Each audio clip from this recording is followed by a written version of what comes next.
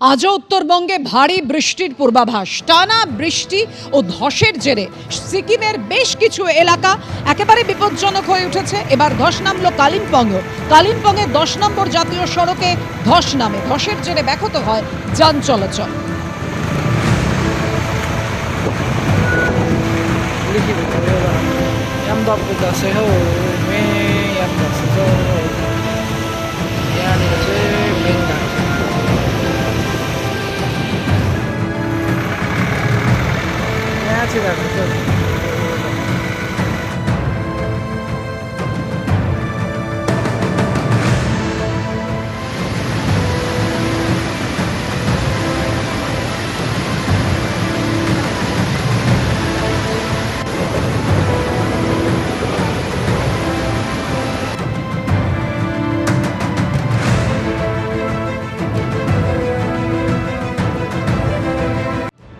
দুর্নীতি করে চাকরি কেনাবেচার জেরে যোগ্যদের জীবন অন্ধকার।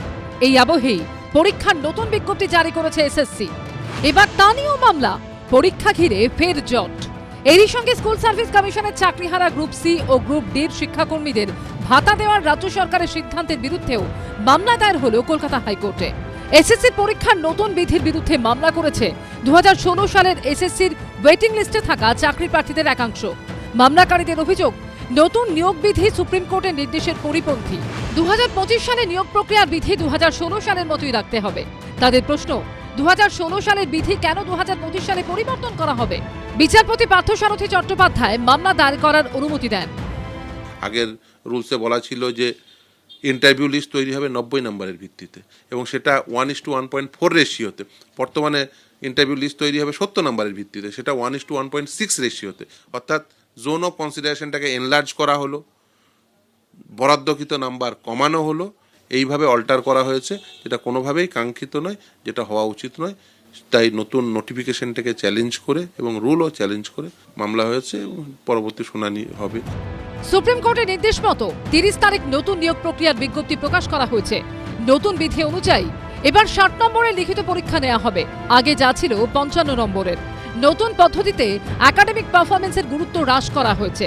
শিক্ষাগত যোগ্যতার জন্য আগে আবেদনকারীরা পেতেন 35, এখন পাবেন 10। পাশাপাশি শিক্ষকতার অভিজ্ঞতা 10 ও লেকচার ডেমনস্ট্রেশনের জন্য 10। মামলা হবে এটা ছিল অবধারিত। একটা দুর্নীতিকে আড়াল করার জন্য আরেকটা দুর্নীতির পর্দা খোলা হয়েছে এই নতুন বিধি এবং বিজ্ঞাপনে। তো এই রাজ্য সরকারের ন্যূনতম সদিচ্ছা নেই যে স্বচ্ছতার সঙ্গে সুপ্রিম কোর্ট এবং কলকাতা হাইকোর্টের নির্দেশ মেনে নিয়োগ করবে। এরা দুর্নীতিতেই এদের জন্ম এবং দুর্নীতিতেই লালিত পালিত হয় এরা। একদিকে মমতা বন্দ্যোপাধ্যায় জট খুলতে চাইছেন, আর যারা চাকরি হারাদের চোখের জলের উপর রাজনীতি করতে চান, বিরোধী রাজনীতি করতে চান, তারা জট পাকাতে যাচ্ছেন। আন্দোলনকারী যোগ্য চাকরিহারা শিক্ষকদের গলাতেও নতুন বিধি নিয়ে ক্ষোভের সুর। আমরা সারা জীবন মাধ্যমিক, উচ্চ মাধ্যমিক, গ্র্যাজুয়েশন বা এমএ বা বিএড করলাম। এটা তো আমাদের সারা জীবনের পরিশ্রম। এটা একাডেমিক একটা হিউজ মার্কস ছিল 35 মার্কস, সেটাকে কমিয়ে 10 করে দেওয়া হলো, 10 করে দেওয়া হলো। এবং কোথায় মার্কসটা বাড়ানো হলো?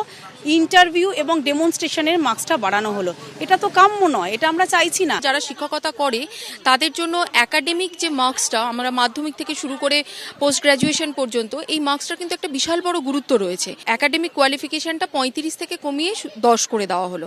তাহলে আমাদের এতদিনের যে পরিশ্রমের ফল, সেটা পুরোপুরি 25 নাম্বার সেখান থেকে আমাদের হাত থেকে চলে গেল। আগে মাধ্যমিক, উচ্চ মাধ্যমিক, স্নাতক, স্নাতকোত্তরের জন্য আলাদা আলাদা নম্বর ছিল। নতুন পদ্ধতিতে মাধ্যমিক ও উচ্চ মাধ্যমিকের নম্বর গ্রাহ্যই নয়, গুরুত্ব দেওয়া হয়েছে শুধু স্নাতক ও স্নাতকোত্তরে প্রাপ্ত সর্বোচ্চ নম্বরে। অর্থাৎ যে বিষয়ের জন্য প্রার্থী আবেদন করছেন সেই বিষয়ে স্নাতক বা স্নাতকোত্তর স্তরে যেটিতে বেশি নম্বর রয়েছে তার ভিত্তিতেই স্কোর যোগ হবে। জানিয়েও তীব্র আপত্তি জানিয়েছেন চাকরিহারারা। বৃহস্পতিবার মামলার শুনানির সম্ভাবনা। সৌভিক মজুমদার, ঐশী মুখোপাধ্যায় ও উজ্জ্বল মুখোপাধ্যায়ের রিপোর্ট, এবিপি আনন্দ।